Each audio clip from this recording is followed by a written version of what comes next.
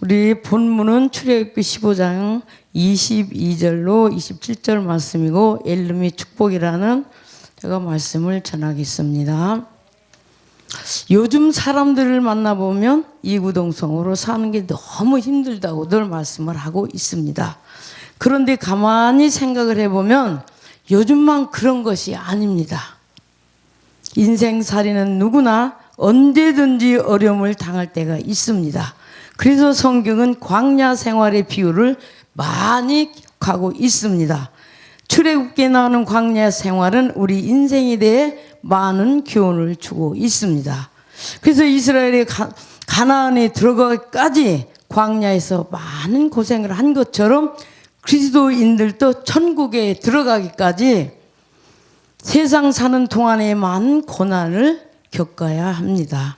그래서 사도 바울이 분명히 말씀을 하고 있습니다. 사도행전 14절 22절을 보니 그러나 우리가 하나님 나라에 들어가려면 많은 환난을 겪어야 할 것이라. 아멘.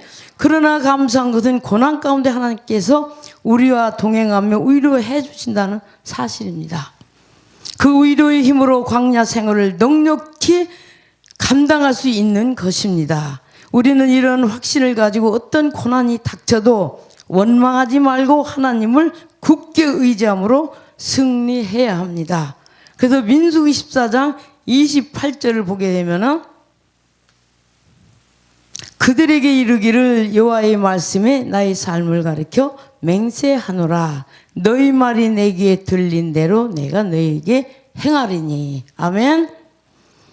본문은 이스라엘이 수륙 광야를 통해 통과할 때의 일을 기록하고 있습니다. 광야에는 물이 나지 않으니 물이 없는 게 당연한데 그들은 물이 없다고 불평을 합니다.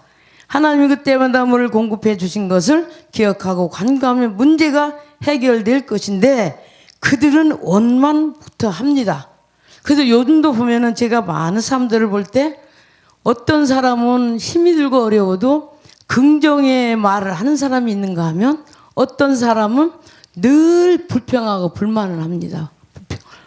여러분, 불평, 불만. 우리 이 출애굽기 14장 28절에 여호와가 제일 여호와가 높으시기 때문에 하나님이기 때문에 자기를 맹세해서 내 귀에 들린다고 했어요. 들린다고 행해준다는 거예요. 그래서 어떤 사람들을 보면은 그냥 불평을 합니다. 근데 그런 사람들 쭉 보세요. 자녀가 잘 됩니까? 본인이 잘 됩니까? 교회가 부흥이 됩니까? 여러분, 정말 우리가 인생살이가 쉽지 않아요. 요즘은 더해요. 자녀들 또 사부는 사람들 보세요. 너무너무 힘들다 그럽니다. 그렇지만 우리는 뒤에 하나님이 계시고 주님이 계시고 성령께서 늘 도와주셔요. 넉넉한 삶은 아니지만 그래도 하나님이 우리를 좋은 곳으로 인도를 하시더란 말이에요. 우리가 고난이 없이는 성장하지 못한다고 저는 봐요. 그래 제가 한참 고난을 받을 때인데 의사 출신 목사님이 계셨어요. 그래 이렇게 말해요. 목사님 무슨 고난을 많이 받았는가 물어봐요. 그래서 저는 이제 신학교 다닐 때 좀 고난을 좀 받았습니다.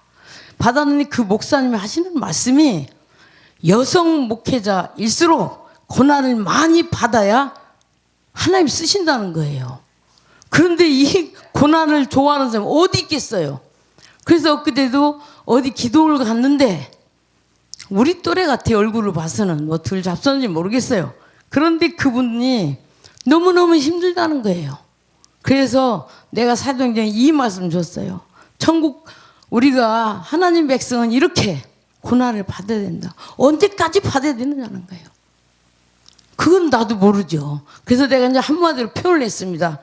고난을 받을 때 저는 표현 딱 한 가지로 보면은 칼을 써서 좀 죄송하지만 이 살을 갖다가 칼로 딱 도려내는 그런 기분이었어요. 그런 기분. 그런데 하나님이 그 고난을 통과하니까 하나님께서 모르겠어요. 아무튼 은혜를 주시고 길을 인도하시더란 말이에요. 아멘. 그래서 마라에 이르러서 겨우 물을 발견했지만 또 쓴 물입니다.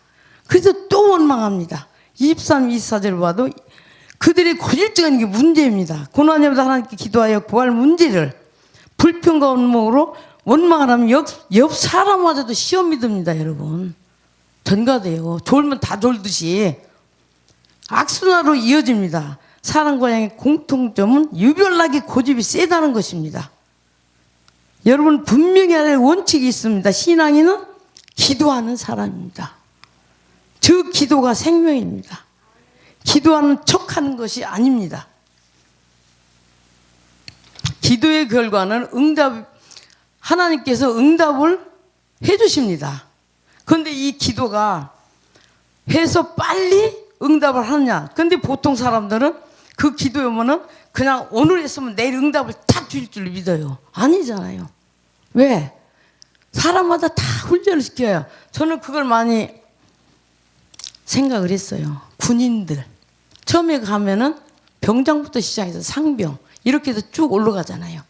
그 우리도 신앙생활할 때 보면은 군인식으로 그렇게 성장을 하더란 말이에요. 그래도 지금 저는 사람들 보면은 고난을 받지 않았다고 하지만 신학교 때서는 고난을 많이 당했습니다. 그런데 그 고난이 너무너무 유익이 됐어요. 왜? 고난을 받다 보니까 어느 사람 고난을 보면은 그게 내가 받은 것처럼 이해가 가는 거예요. 안 됐어요. 그래서 어저께도 그 오신 분들을 보니까 너무너무 힘들어서 이제 그 대낮에도 그 기도를 찾아서 부르짖는 거예요. 그래서 그 모습을 보니 과거에 나를 보는 것 같더라고요. 그래서 조금만 인내하세요. 고진감래 인내를 해야지만 하나님이 주신다니까 그분들 얼굴이 환해지더라고요. 아멘. 그래서 공동체의 조직에서는 불변론 원칙이 은행을 항상 조심을 해야 됩니다. 그래서 이제 내가 앞에 앉았는데 내 나 전화가 아니고 같이 간 목사님이 전화기가 울리니까 보라색 티 이렇게 말해요. 나를 툭 치면서 얼마나 조심해야 됩니까? 내가 누군지 알아요. 아니 괜찮아요. 근데 나를 보라색 티를 입었는데 그냥 이렇게 툭 치면서 아이고 여기 전화기에 울림 이러면 되는데 딱 해서 나중에 우리가 이제 목사라는 알고서 이제 깜짝 놀래요. 아 목사가 저기는 아니에요. 목사라는 직분은 뭐 이렇게 우리가 높다는 건 아니지만 처음에 본 사람은 그렇게 해서는 안 된다는 얘기죠.